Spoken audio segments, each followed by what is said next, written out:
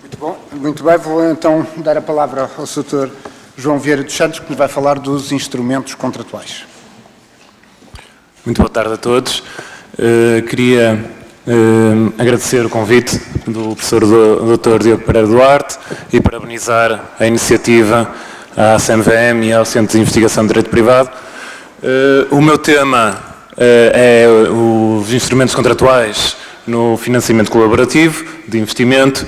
É um tema que sempre me interessei desde que comecei a estudar crowdfunding. Comecei por volta de 2014 e nesse ano havia grandes dúvidas em relação ao enquadramento contratual deste fenómeno, sobretudo porque o mercado era quase exclusivo do Reino Unido e dos Estados Unidos da América e, portanto, os contratos, não havia uma grande preocupação pelo enquadramento no regime jurídico devido a óbvias particularidades da Common Law. Portanto, isto era basicamente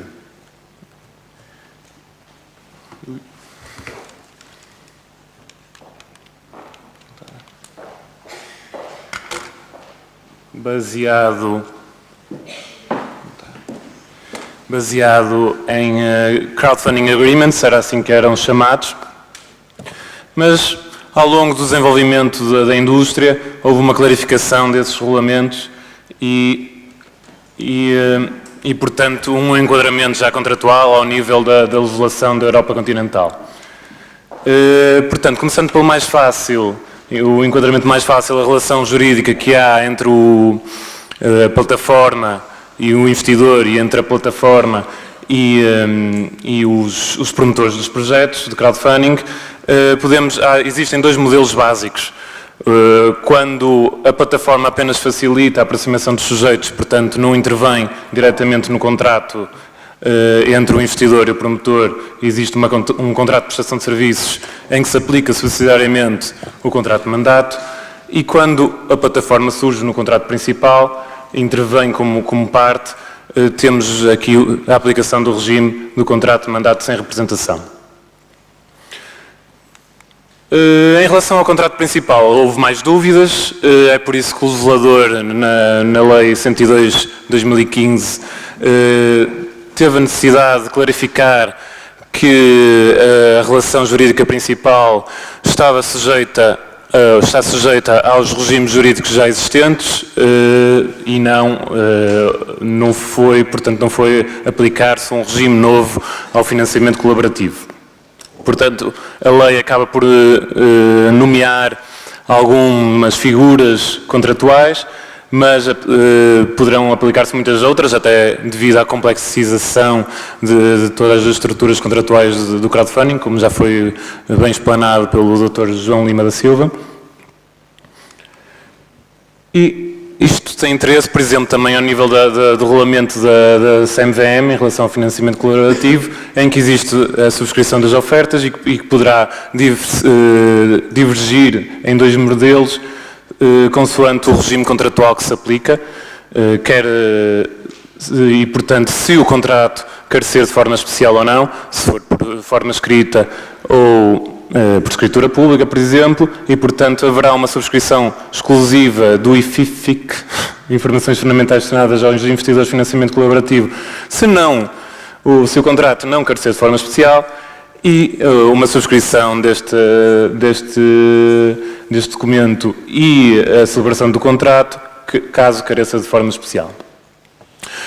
Basicamente, temos várias figuras de instrumentos contratuais, aqui são alguns exemplos mais gerais: o contrato de compra e venda de participações sociais a outros instrumentos financeiros, instrumentos de dívida e muitos outros, o contrato de mútuo para o meio de empréstimo, o contrato de acessão em participação, quando estão em causa participação em lucros ou em dividendos da sociedade, o contrato de cessão financeira, caso estejamos perante uma plataforma de invoice trading, portanto na cessão de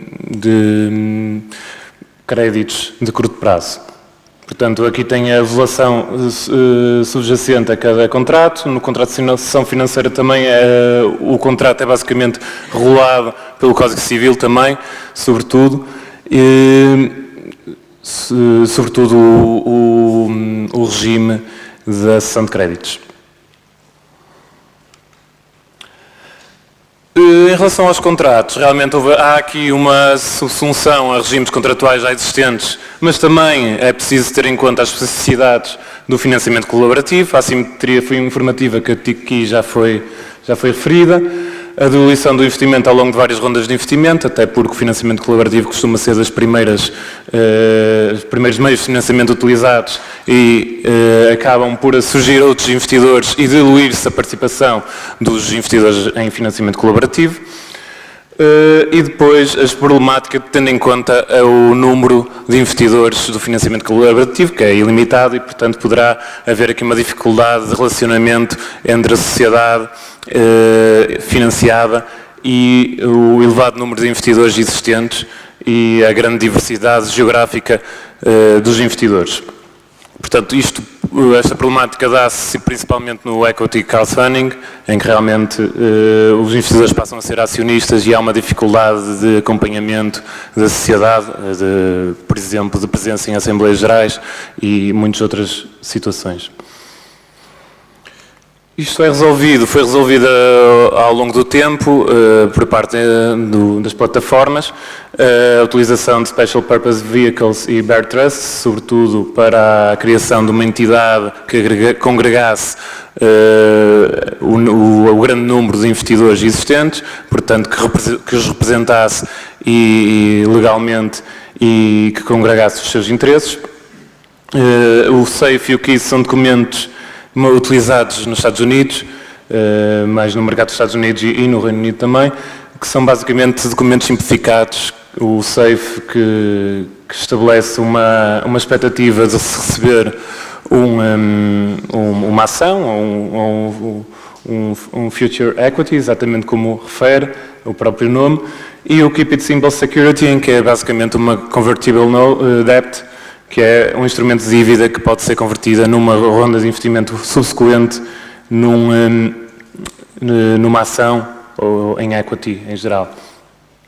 Também a utilização das ações preferenciais sem votos, sobretudo para resolver a questão da dificuldade da presença dos investidores nas Assembleias Gerais, e as cláusulas tag-along e drag-along, a tag-along que consiste na possibilidade dos acionistas maioritários seguirem ou venderem a sua participação nos mesmos moldes, nas mesmas condições que o acionista maioritário vende, e o drag-along, em que há a obrigação dos acionistas minoritários de venderem a sua participação caso o acionista maioritário venda. Portanto, são cláusulas que resolvem a diluição do investimento, a diluição da participação dos investidores.